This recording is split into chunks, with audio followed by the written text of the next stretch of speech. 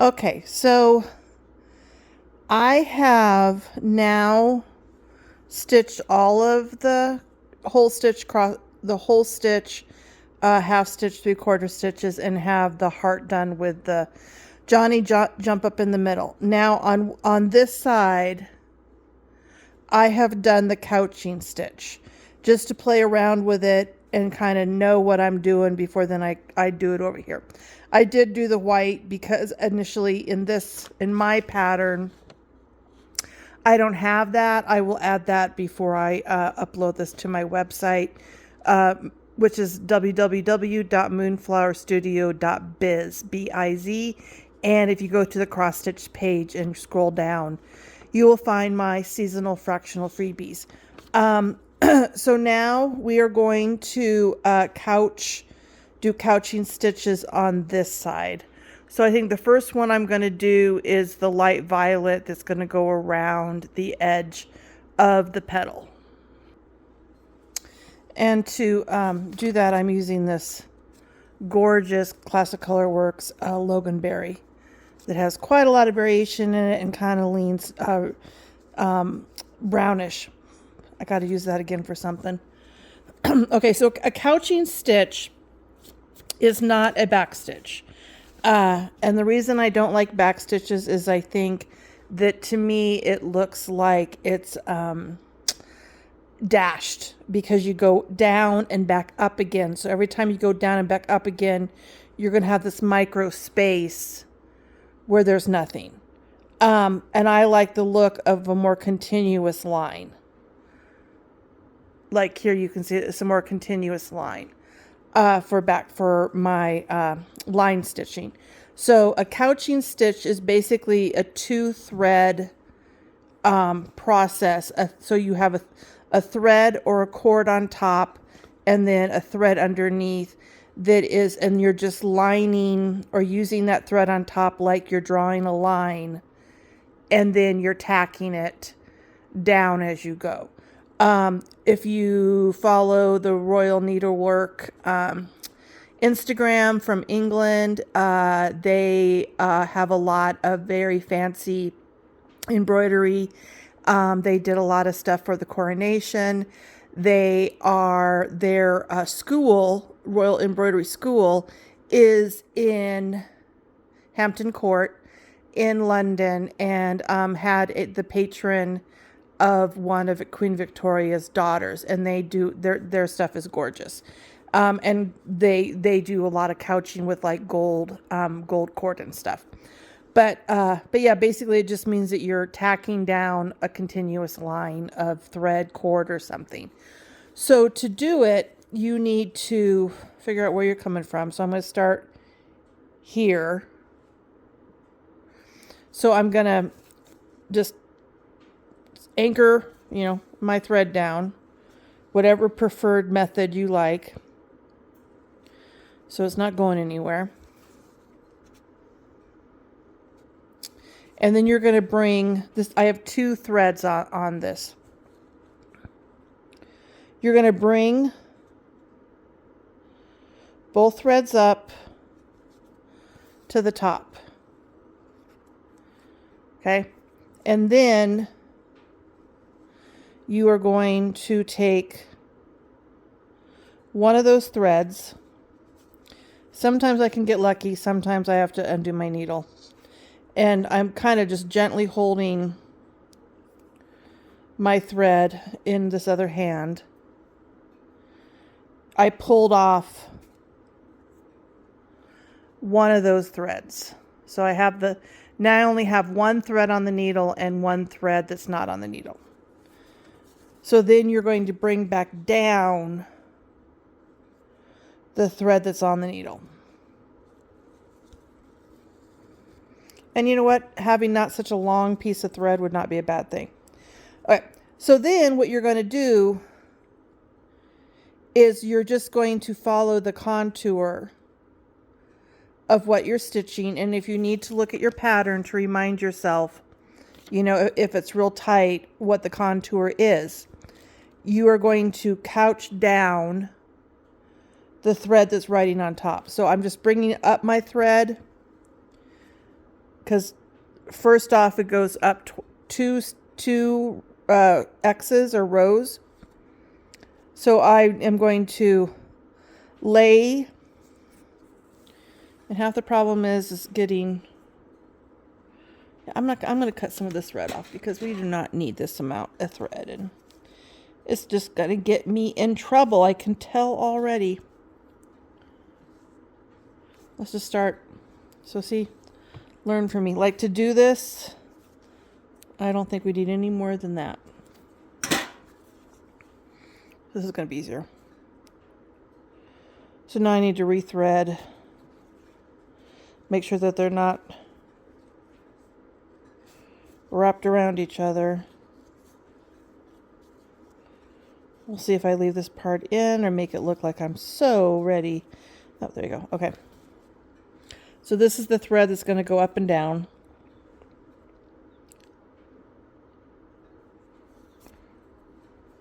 All right. So I'm laying this thread up over it. They're not my threads aren't crossed. And I'm going right back down into the same hole.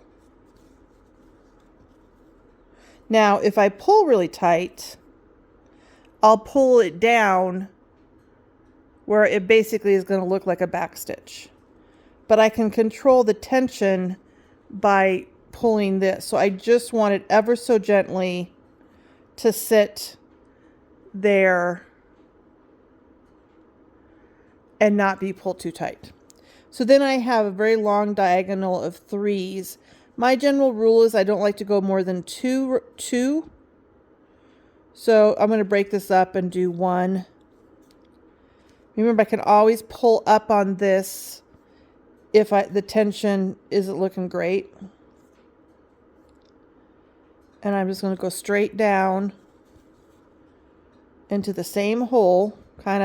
What I do is I kind of pinch it with my finger so that I can kind of control how slowly I pull. And now I can go 2. And again, I want to just make sure that that tension's right.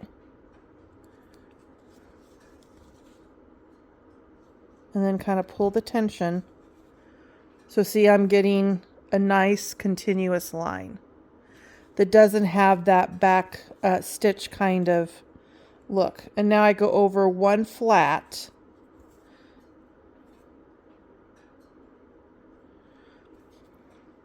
Go in the same hole. Once I tack it, I can kind of pull. Now I'm going to go up 1 row. Lay it kind of how I want it. Go down. Make sure that my tension is how I want it by pulling on this. Now I have a long row, but I don't want to go more than 2. I have to be careful how tight I pull because that'll pull this thread in. So I'm just going to pull just enough so it's laying down nicely. Now I'm going to go 2.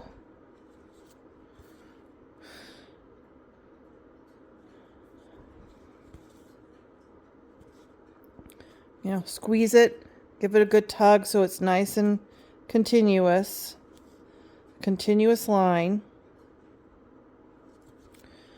And then do my last of that straight. Okay, now I gotta go down 1.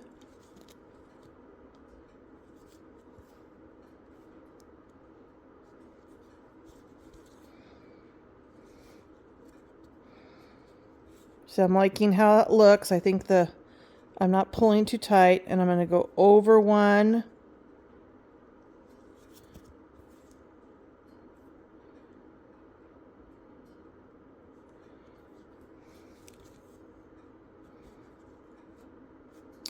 Down 2. So I'm going down in the same hole. Then I can kind of pull to get that right. Now I'm probably gonna, my couching resting top thread is here, but now I'm coming down, so I'm gonna pull this down, kind of, you know, point the thread that's laying on top the direction you're going. It'll make it easier. Okay, same thing here. I have a long run, but I don't want to do more than 2. So do that one, pull it up so it's resting on top. Go down 2 more. It's a very gentle thing. You don't want to pull too tight, because you're just going to pull all that thread in. And by holding I'm squeezing, that helps you be able to kind of give it a tug without it pulling the way you don't want it to. And then on the corner,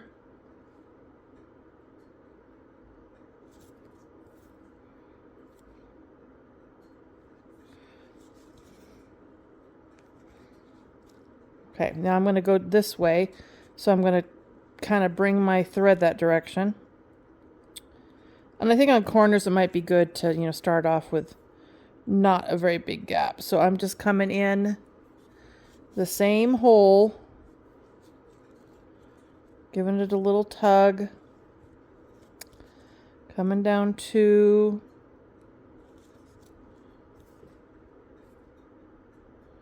coming down the same hole,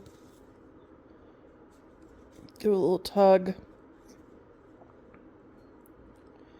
down 2,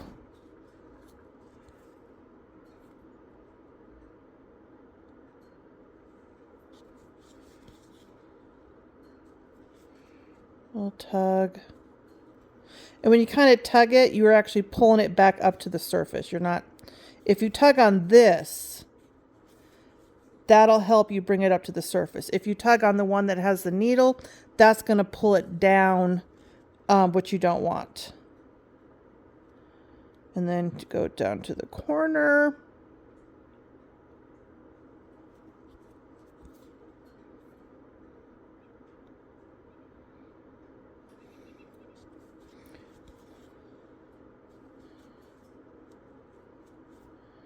Okay. And then come this way. I already broke my rule. I came over 2, but that's okay. So now we're going to bring this direction, because that's the direction it's going to be going. And go here.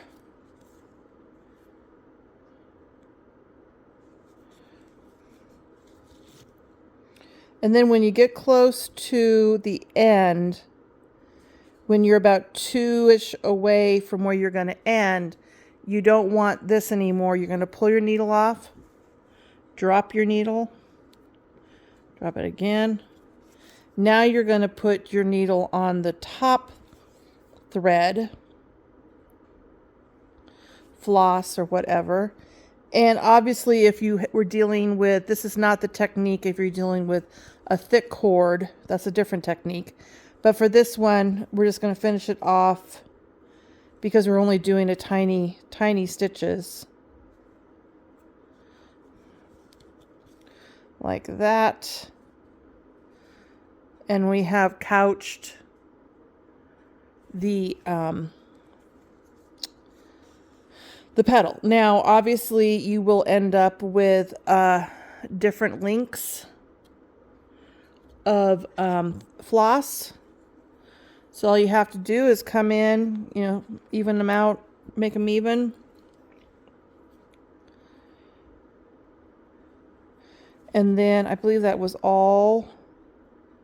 Yeah, that's all we needed to do with that color. So then you're going to finish it off just like you do. Make sure you don't pull too tight.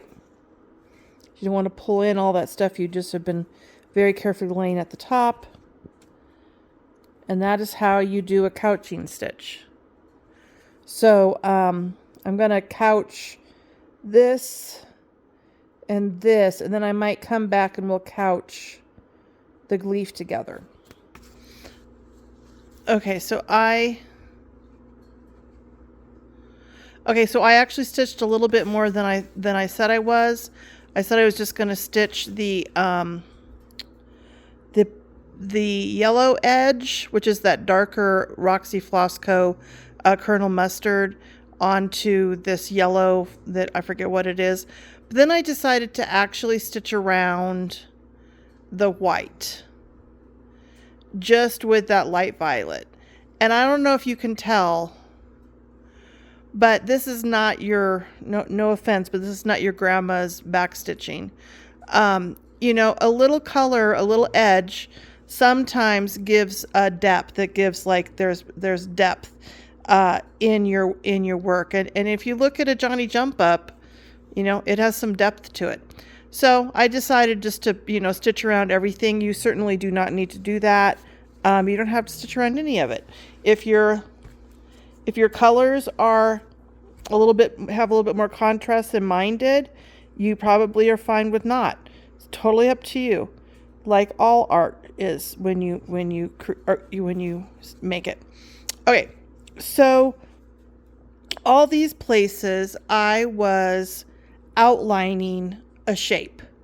Here I'm going to put I put a stem on top going a different direction than the leaf. I'm not outlining the leaf because I don't need to. There's plenty of contrast between the green and the red. So here, and I only have a very short piece of thread on purpose because I only have to go a very small distance. So I pulled up both my threads on my needle to the top. I am going to pull one thread out, make sure they're not twisted around each other. Am I twisting them more? I think I'm twisting them more. Oh, there we go. All right. And then I'm going to take this thread back down underneath. And I'm going to lay this one out however I think it looks good. You can look at my picture, but the phrase I would use is what looks pleasing to you. So it kind of has a little curve on it, you know. So yeah, you don't need to, you know, follow my pattern. Just, you know, tack it down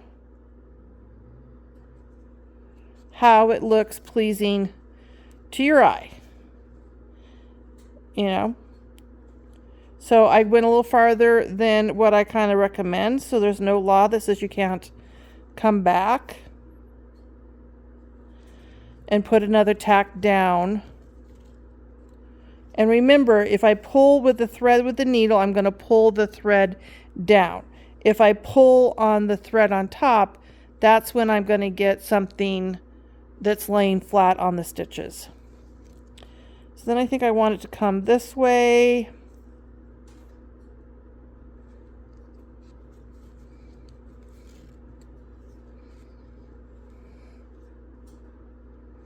I'll just pull with this neat, you know, I'm kind of pinching it together so it's not a real harsh pull. And then I kind of want it to stop there. So I'm going to pull off, thread my needle on the top.